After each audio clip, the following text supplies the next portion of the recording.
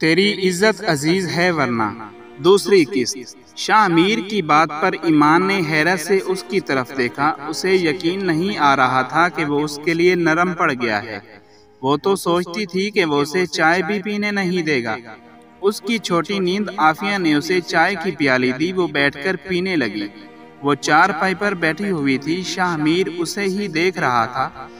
چائے پینے کے بعد شاہ میر گھر سے باہر نکل گیا اور سارا دن باہر ہی رہا۔ یہ اس کے روز کا معمول تھا۔ وہ صرف کھانے اور سونے کے لیے ہی گھر آتا تھا۔ بعض اوقات تو کھانا بھی باہر کسی دوست کے گھر کھا لیا کرتا تھا اور ڈیرے پر ہی سو جایا کرتا تھا۔ لیکن آج نہ جانے کون سی کشش شام کو جلدی اسی گھر لے آئی۔ گاؤں میں کھانا جلدی بن جاتا تھا، اس لیے مغرب تک سب کھانا کھا کر فارغ ہو چکے ہوتے تھے اور جلدی سو جایا کرتے تھے۔ لیکن آج کل موبائل اور انٹرنیٹ کا دور تھا۔ گاؤں کے لڑکے ساری رات موبائل پہ نیٹ چلاتے تھے، اسی لیے وہ اب دیر سے سونے لگے تھے۔ شاہ میر بھی ساری رات ڈیرے پر دوستوں کے ساتھ بیٹھا رہتا اور دیر تک موبائل پر انٹرنیٹ چلاتا۔ رات کا کھانا کھاتے ہی نکل جاتا اور پھر بہت دیر سے گھر آتا تھا۔ آج بھی وہ کھانا کھانے کے لیے آیا۔ اس کا غصہ قدرے کم تھا آج، یا پھر شاید یہ ایمان کے حسن کا اثر تھا جس سے متاثر ہوئے بغیر وہ نہیں رہ سکا۔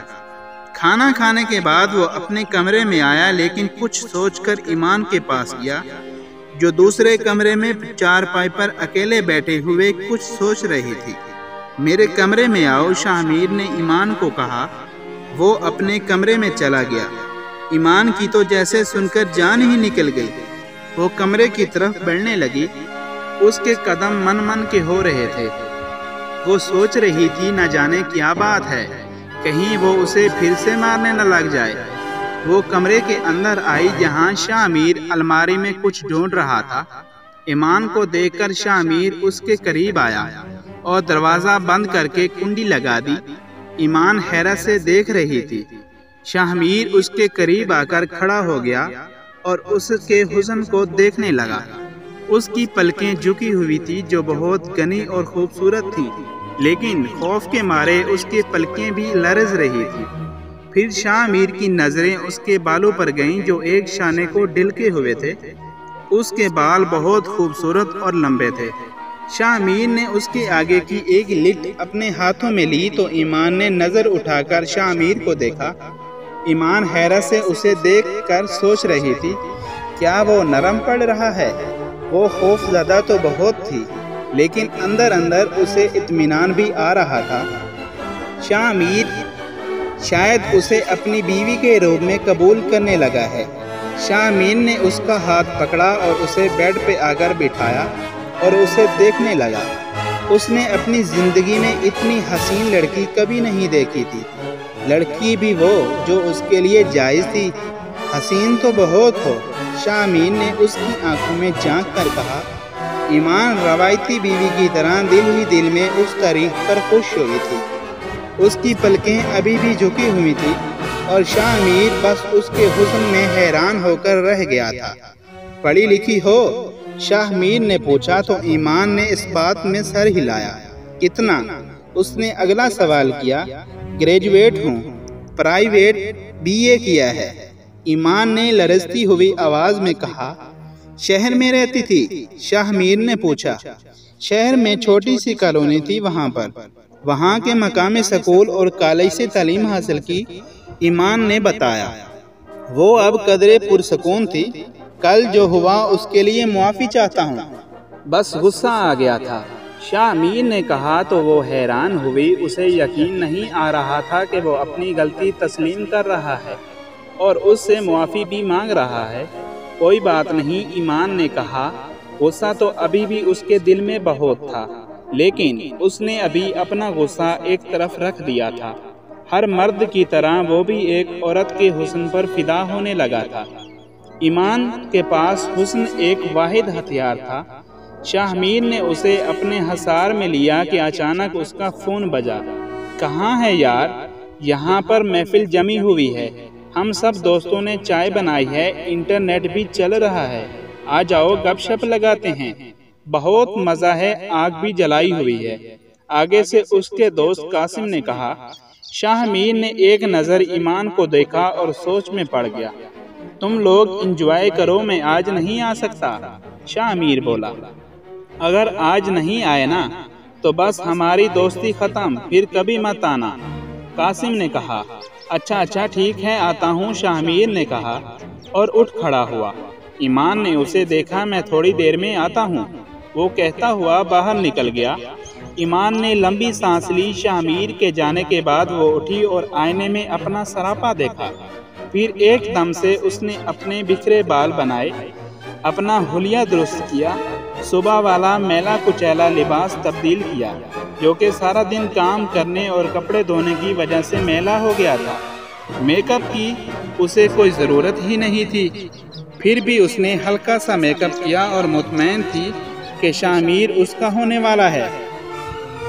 उसने सोचा कि वो सारी ज़िंदगी शाह मीर की खिदमतें करेगी, उसे अपना बना लेगी, उसको इतनी मोहब्बत देगी कि वो सारी नफ़रत भूलकर उससे मोहब्बत करने लगेगा और फिर उसकी ज़िंदगी जन्नत बन जाएगी। लेकिन ये नहीं मालूम था कि उसकी ज़िंदगी अब फिर से जहन्नुम बनने वाली है। शाह मीर डेरे पर आया जहाँ सर्दी की वजह से उसके दोस्त आग जलाकर बैठे हुए थे और चाय की केतली आग के ऊपर रखी हुई थी। ये गांव का आम डेरा नहीं था, ये लड़कों ने अपने लिए ख़ास डेरा बनाया था जहाँ ये सिर्फ लड़के ही रात गुजारते थे।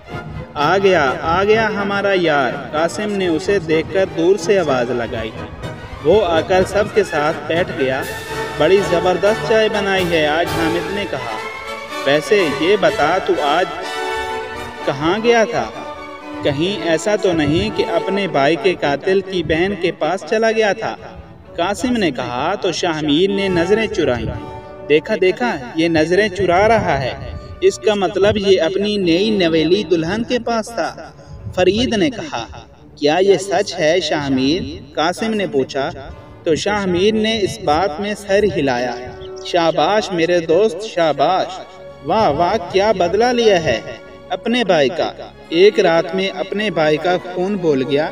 तुझ जैसे बहादुर लड़के से ये तवक्को नहीं थी कि एक लड़की के हुस्न के आगे एक दिन में हार मान जाएगा। तू भी निकला ना वही कमज़ोर मर्द। कासिम ने गुस्से से कहा, ऐसी बात नहीं है, मैं तो बस। शाह मीर ने बहाना बनाया, बात यह है कि तुम तो बस उसके हुस्न पर फिदा हो गए और सब कुछ भूल गए। लेकिन मैं तुम्हें एक बात याद दिलाना चाहूँगा। कासिम ने कहा, कौन सी बात? शाह मीर ने कहा, देख मेरे भाई, इन लोगों ने एकदम से खून बहा में पैसे देने की बजाय अपनी बेटी दे दी। आखिर कोई चक्कर तो ज़रूर है।